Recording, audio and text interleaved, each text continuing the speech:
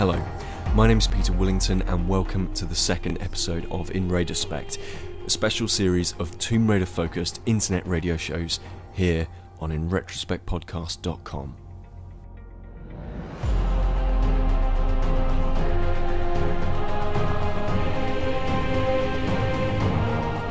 Much of the discussion of the Tomb Raider series naturally revolves around its protagonist, the revered, hated, simplified, deconstructed, vilified, and celebrated Lara Croft. And even without the tens of thousands of words written about one of the first ladies of gaming, it goes without saying that her arrival on the landscape of interactive entertainment was very important. Her true impact on the medium is, I would argue, immeasurable. But that said, I thought I'd use my episode to highlight a few of the big changes Ms. Croft made, and perhaps just a couple you might not have thought of.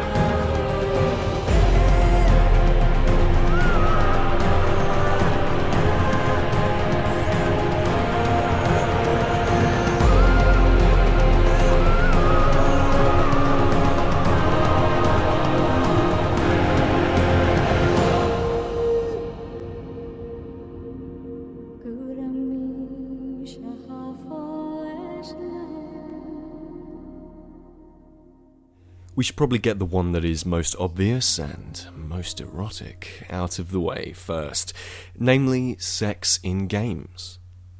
When Lara appeared in 1996 on the Sega Saturn, and subsequently the original PlayStation, where she found her home, it was a revelation in an environment of attitude change towards games. From the 95 launch and for the next few years of Sony's first foray into the games market, the Japanese company's marketing strategy was very much that games were maturing, that they were edgy, they were sophisticated, and they were for adults. Whereas the Super Nintendo and Sega Mega Drive had continued to find success in appealing to children and mid-teens, games like Wipeout, Metal Gear Solid, Final Fantasy VII, and Tomb Raider took a significant portion of the PlayStation's catalogue of software into an untapped demographic, one that had grown up and grown tired of what these two current titans of the games industry had to offer. Tomb Raider wasn't just different for its novel 3D world navigation. It's one of the earliest examples of interactive entertainment in which sexuality is a part of the game, but it's not the title's only focus. We'd had Custer's Revenge, Leisure Suit Larry, Bubble Path Babes, and my favourite, Samantha Fox Strip Poker, in which sex was a gameplay mechanic, usually denoting success. Yet sexuality is simply a part of who Lara Croft is. With an added dimension to play around with, developers were starting to present more realistic characters, attempting to marry the extra layer of visual depth with character depth. While Lara's story is a simple one, her personality is multifaceted. Not only is she a wealthy adventurer driven to risk her own life in the pursuit of artifacts, she's quite clearly intimately aware of her body. She relies on it to navigate perilous traps and overcome mind-boggling challenges of the human anatomy. So it's only natural that this highly physical woman is in tune with her own sexuality. Whether that's a cheeky handstand from a ledge or a primal groan as she moves a large object, Lara clearly derives a great deal of physical pleasure, sexual or not, from her adventures. Core Design's marketing team took this and ran wild. Lara would appear on the front cover of The Face magazine, a position usually reserved for stars of the stage and screen, accompanied by the phrase, "bigger than Pammy," referring to popular sex symbol of the time, Pamela Anderson.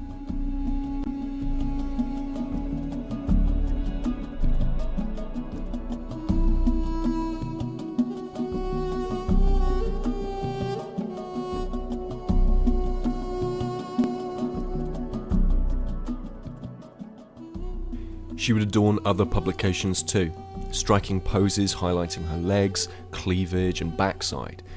Publishers Eidos knew that gamers associated Croft with sex and played it up. the first time a game character had had such a treatment in such a significant way.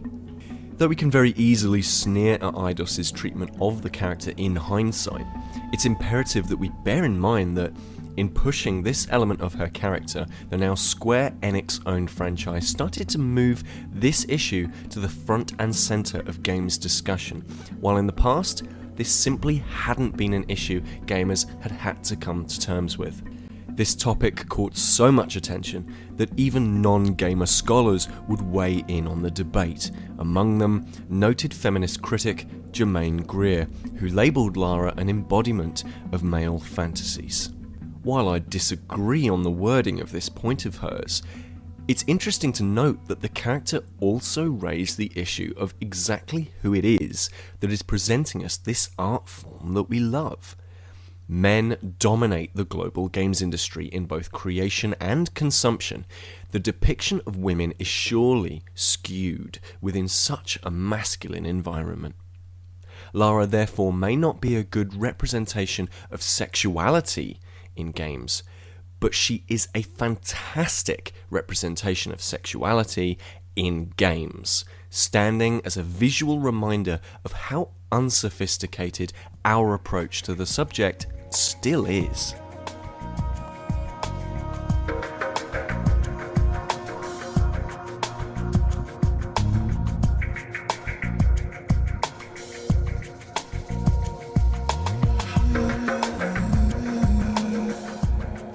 In many ways, Lara helped to legitimize the medium by being such a prominent and unique character in both the games and mainstream press.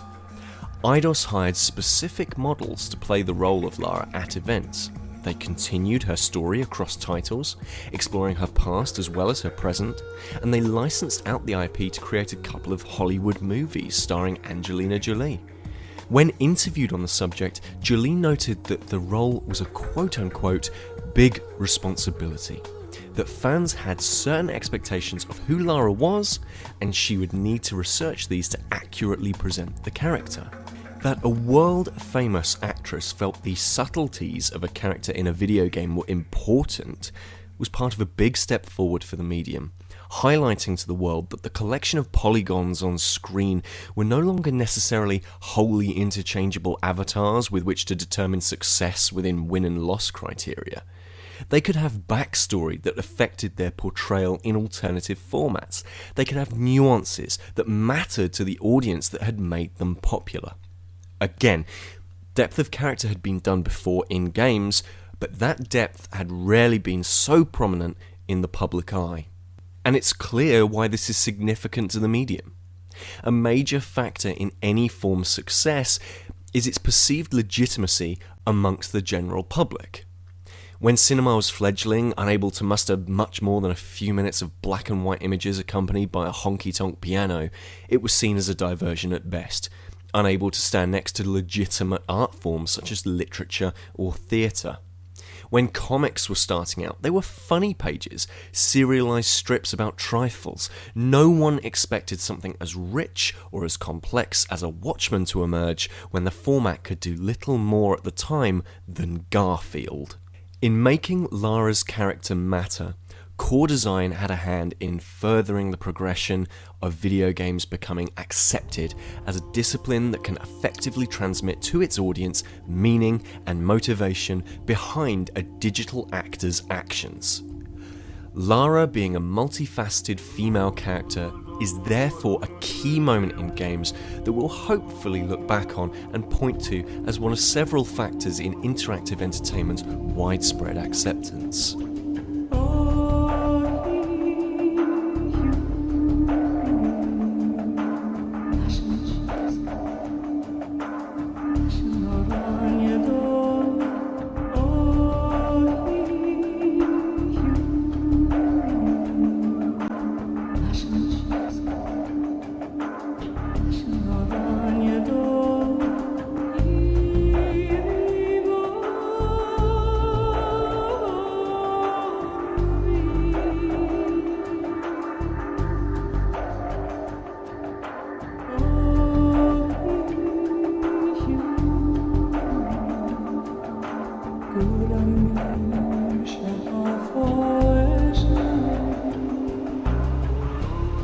So these have all been big ideas, but one of the most subtle changes that Miss Croft began that has had a massive effect on the games we play is within the platformer genre. Notably, that companies no longer had to rely on mascots to feature as their protagonists. At its core, much of Tomb Raider relies on platforming and world navigation, much like Mario and Sonic and Crash Bandicoot. However, those titles fundamentally limited the genre to cartoony affairs, restricting their immediate appeal to the young. Eidos effectively prized this type of game wide open by focusing so much of its appeal towards an older demographic, simply by making the character 1, human, and 2, realistic. People note that without Tomb Raider there wouldn't be an Uncharted, but this isn't limited to how the game plays. Naughty Dog instead owe the ability to present a well-rounded real-world story with intrigue, suspense, mystery, and a likeable, relatable character to Lara, because she was front and centre when the games industry allowed itself to make games about player movement and exploration in environments about something other than plumbers and hedgehogs. And it was successful. So successful, in fact, that within one generation of hardware, the mascot platformer became irrelevant, and you no longer needed a cartoon-like character to launch a console. Companies could enter the market with strong titles from other genres as part of their opening lineup, whereas every console that had dominated the headspace of potential players previously can trace much of their early victories to family-friendly treks through the Mushroom Kingdom and Mobius. Post-Tomb Raider? Not so much. Lara's impact then is really quite significant, and though she now seems to occupy this odd place within how we think critically about games, and though she's had some serious blips along the way, the Croft legacy is more than a manor. Instead, Lara deserves credit for helping to shape the modern landscape of video games that we know today.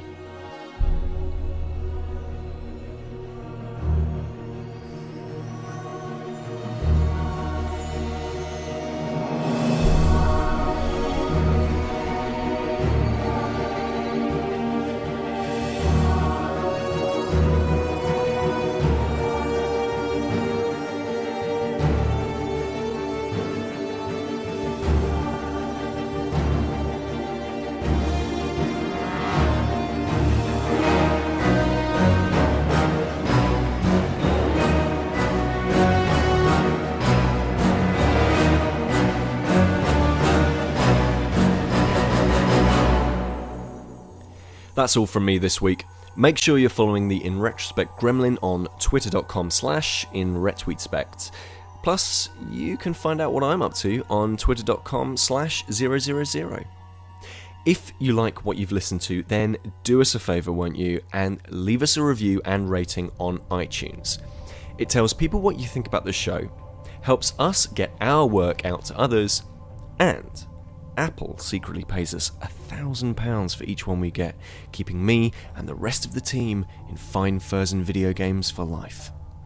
Oh, and visit InRetroSpectPodcast.com too while you're at it, as there's all this information and much more.